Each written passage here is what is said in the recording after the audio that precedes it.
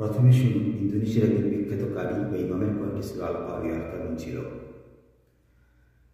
আউযু বিল্লাহি মিনাশ শাইতানির রাজীম।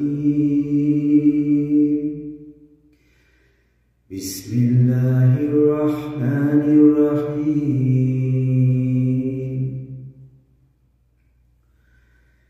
আল কারিয়াতু মাল কারিয়াহ وما أدراك ما القارية يوم يكون الناس كالفراش المبثوث وتكون الجبال كالعهن المنفوش فأما من ثقلت موازينه فهو في عيشة راضية وأما من خفت موازينه فأمه هاوية وما أدراك ما هي نار حامية। এটা ছিল ইন্দোনেশিয়ার একজন বিখ্যাত কারির কণ্ঠে। এবার আসুন উক্ত সূরা আল কারিয়াটি আমার নিজস্ব সুরে আমি তেলাওয়াত করেছি। আউযু বিল্লাহি মিনাশ শাইতানির রাজীম। বিসমিল্লাহির রহমানির রহিম। আল কারিয়াতু মাল কারিয়াহ وما أدراك ما القارية يوم يكون الناس كالفراش المبثوث وتكون الجبال كالعهن المنفوش فأما من ثقلت موازينه فهو في عيشة راضية وأما من خفت موازينه فأمه هاوية وما أدراك ما هي نار حامية। আসসালামু আলাইকুম ওয়া রাহমাতুল্লাহি ওয়া বারাকাতুহু। এইমাত্র আপনারা পবিত্র কোরআনুল কারীমের 101 নম্বর সূরা অর্থাৎ সূরা আল কারিয়ার ভিন্ন ভিন্ন দুটি সুরে আপনারা উক্ত সূরাটির তেলাওয়াত শুনতে পেলেন। প্রথম যে সুরটি ছিল উক্ত সুরটি ছিল আপনার ইন্দোনেশিয়ার একজন বিখ্যাত কারি বা ইমামের কণ্ঠে, উনি যেভাবে তেলাওয়াত করেছিলেন। আর দ্বিতীয় যে সুরটি সেটা সম্পূর্ণ আমার নিজস্ব সুর। আমি আমার সুর দিয়ে সূরা আল কারিয়াহ তেলাওয়াতটা অত্যন্ত দরদ দিয়ে, অত্যন্ত বিনয়ের সাথে এবং অত্যন্ত ভালোবেসে, মানে যতটা উজাড় করে দেওয়া যায় সেভাবে চেষ্টা করেছি। আর এই চেষ্টার পিছনে আসলে দুটি বিশেষ কারণ রয়েছে। কারণ দুটি বললে আপনারা বুঝতে পারবেন যে কেন সূরা আল কারিয়ার পিছনে আমি এতটা দরদ দিয়ে তেলাওয়াত করেছি। প্রথম যে কারণটি, অর্থাৎ সূরা আল কারিয়ার যারা পুরো 11টি আয়াতের অনুবাদ এবং তাফসির শুনেছে বা জেনেছে বা উপলব্ধি করেছে, তারাই কেবল বুঝতে পারবে সূরা আল কারিয়াটি আসলে কতটা গুরুত্বপূর্ণ একটি সূরা এবং এটার পিছনে আমি কেন এত দরদ দিয়েছি। অনুবাদগুলো শুনলে বুঝতে পারবেন। এটা হচ্ছে একটা বিষয়। আমি আপনাদেরকে এখনই সামান্য 11টি আয়াতের অনুবাদ এবং তাফসির করবো, আপনারা বুঝতে পারবেন। দ্বিতীয় কারণটি পরে বলছি। আচ্ছা, প্রথমে আমরা আপনাকে সরাসরি চলে যাচ্ছি তো সূরার অনুবাদ এবং তাফসিরে মহান আল্লাহ রাব্বুল আলামিন কি বলেছেন।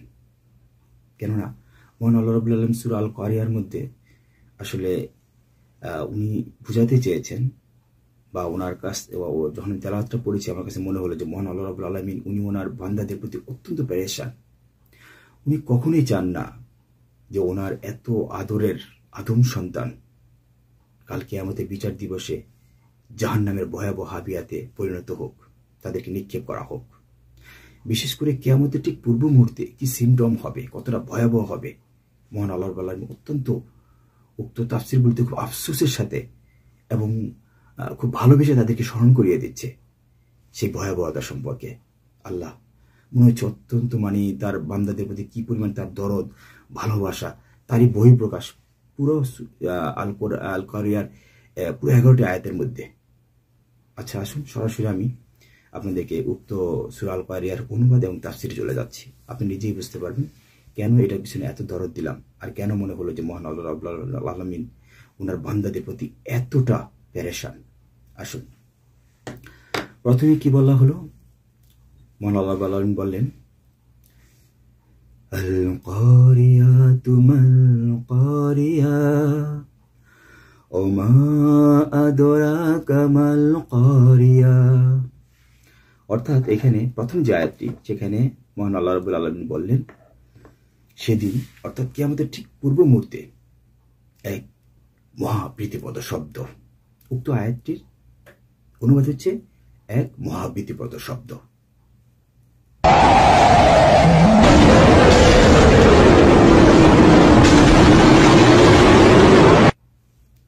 শব্দটি শুনতে পেলেন? অর্থাৎ আমরা জানি না আসলে শব্দটা কেমন হবে, তবে অত্যন্ত মহাপ্রীতিপদ যেহেতু আল্লাহ রাব্বুল আলামিন উচ্চারণ করেছেন, তাহলে এটা সম্পর্কে আমরা আসলে কল্পনা করতে পারবো না। তারপরে আয়াতে আল্লাহ কি বললেন যে তোমাদেরকে কিসে বোঝাবো, কিসে জানাবো? তাফসীরে যেটা এসেছে যে আসলে এই মহাপ্রীতিপদ শব্দটা আসলে কেমন হবে এবং সেটা কতটা ভয়ঙ্কর হবে। আল্লাহ আমাদেরকে সেই মেসেজ দিচ্ছেন খুব হতাশাগ্রস্ত হয়ে, যে তোমাদেরকে কিভাবে বোঝাবো আমি। তারপরে যে আয়াত দুটো, প্রথম দুটো আয়াত বললাম, তারপর আল্লাহ বললেন, প্রথম থেকে আবার পড়ি তাহলে বুঝতে পারবেন। আল কারিয়াতু মাল কারিয়া ওমা আদরাকা মাল কারিয়া ইয়াউমা ইয়াকুনুন নাসু কাল ফারাশিল মাবসুস ওয়া তাকুনুল জিবালু কাল ইহনিল মানফুস। তারপরে দুটি যে আয়াত বললেন, ইয়াউমা ইয়াকুনুন না যে আয়াতটি, অর্থাৎ আল্লাহ রাব্বুল আলামিন বললেন তখন মানুষগুলোর অবস্থা হবে অত্যন্ত বিক্ষিপ্ত পতঙ্গের মতো। মানুষগুলো কি বিক্ষিপ্ত পতঙ্গের মতো তখন উঠতে থাকবে। অর্থাৎ যদি বলি আমি যে অনেকটা মানুষ কিংকর্তব্য বিমূঢ় হয়ে পড়বে, কোথায় যাবে না যাবে তার একটা অস্থিরতার মধ্যে পড়ে যাবে, দিক বিদিক ছুটাছুটি করবে, যেটাকে মহান আল্লাহ রাব্বুল আলামিন অর্থাৎ তাফসীর থেকে যেটা আসছে যে তারা হবে বিক্ষিপ্ত পতঙ্গের মতো। যদি সেটাকে আমি ছোট্টভাবে উদাহরণ দিয়ে বুঝতে পারবেন, দেশ গ্রামে অনেক সময় দেখবেন যখন কোনো একটা প্রদীপ জ্বালানো হয়, অন্ধকারে রাখা হয়, তখন দেখবেন, বা মোমবাতি বা কোনো প্রদীপ, তখন দেখবেন এই আলোর চারিদিকে অনেক ছোট ছোট ঝিঝি পোকা বা বিভিন্ন পোকা খুব এলোমেলোভাবে উঠতে থাকে। ঠিক আছে, বিক্ষিপ্ত পাবে, যেটা আল্লাহ রাব্বুল আলামিন বিক্ষিপ্ত পতঙ্গের কথার সাথে উল্লেখ করেছেন। তো ঠিক মানুষগুলোর অবস্থাটি কেমন হবে? দিকব্যাদিক হয়ে পড়বে, এমন একটা বিকট শব্দ হবে, সে পাগলের মতো হয়ে যাবে, কোথায় যাবে, কি করবে না করবে, জাস্ট এটাই বোঝানো হয়েছে। তারপরে ওয়াতাকুনুল জিবালু কাল ইহনিল মানফুস। তারপরে আয়াতে আল্লাহ রাব্বুল আলামিন বললেন পাহাড়গুলো হবে, বা অর্থাৎ মহান আল্লাহ রাব্বুল আলামিন অন্য অন্য যে সৃষ্টি, মাখলুকাত ব্যতীত অন্য সৃষ্টি যেগুলো আছে, যেটা পাহাড় পর্বত বা নদী নালা অন্য যেগুলো আছে, সোজা কথা, এগুলো কি হবে তখন ধনু পশমের মতো উঠতে থাকবে। ধনু পশম তো বুঝতে পারছেন, মানে এগুলোর এতটাই ছিন্ন ভিন্ন হয়ে যাবে যে একেবারে ধোঁয়াশের মতো অবস্থা হয়ে যাবে, এবং ধনু পশমের মতো মনে হবে যে উঠতেছে সারা পৃথিবীতে, একেবারে ধ্বংস হয়ে যাবে, বিনাশ হয়ে যাবে, এটা বললেন। তারপরের আয়াতে ওয়া আম্মা মান খাফফাত মাওয়াজিনু ফাহুয়া ফি ইশাতির রাদিয়া। আল্লাহ বললেন কি এখানে, তবে যার আমলনামা ভারী হবে, ভালো হবে, সে কতই না সন্তোষজনক অবস্থায় থাকবে। অর্থাৎ উক্ত আয়াতের তাফসীর থেকে এটাই বোঝা যায় যে যারা নেক আমল করবে, ভালো করবে, সর্বদা আল্লাহর প্রতি তাকওয়া, তাওয়াক্কুল এবং ইহসান রাখবে সর্বদা, ওই সকল ব্যক্তিরা থাকবে কি অত্যন্ত সন্তোষজনক অবস্থায়, শান্তিতে। অর্থাৎ এই যে পৃথিবীতে এসব ঘটনা ঘটে যাচ্ছে, এই যে মানুষগুলো হযবরল অবস্থায় বা হতাশার মধ্যে, এই যে তারপরে হতাশা, ভয়ে, ভীতিতে কাজ করতেছে, ওই সকল ব্যক্তিগুলোর আসলে এগুলো টেরই পাবে না। হয়তো বা মহান আল্লাহ রাব্বুল আলামিন সেই সময়টাতে একটা পর্দা সৃষ্টি করে দিবে। উক্ত পর্দাটা এমন থাকবে যে তারা বুঝতেই পারবে না, মহান আল্লাহ রাব্বুল আলামিন তাদেরকে সন্তোষজনক ভালো অবস্থায় রাখবে। এবং এই সন্তোষজনকটা আসলে কাল কিয়ামতের বিচার দিবসে যে মহান আল্লাহ রাব্বুল আলামিন তাদেরকে ভালো একটা ফলাফল দিবেন, উপহার দিবেন, এবং তাদের সর্বশেষ ফলাফল হিসাবে যে সর্বশ্রেষ্ঠ যেটা আমরা কামনা করি, প্রত্যাশা করি, অর্থাৎ জান্নাত, সেটাকে বোঝানো হয়েছে যে তারা কতটা সন্তোষজনক অবস্থায় থাকবে তারা সেই ফলাফল পেয়ে, এটা বোঝানো হয়েছে। তারপরে যে দুটো আয়াত, প্রথম দিকে আবার 4টা আয়াতে করি, তাহলে বুঝতে পারবেন। ওয়া আম্মা মান খাফাত মাওয়াজিনু ফাহুয়া ফি ইশাতির রাদিয়াহ, এই মাত্র বললাম যেটা, ওয়া আম্মা মান খাফাত মাওয়াজিনু ফাউমহু হামিয়া। এই দুই আয়াতে আল্লাহ কি বললেন?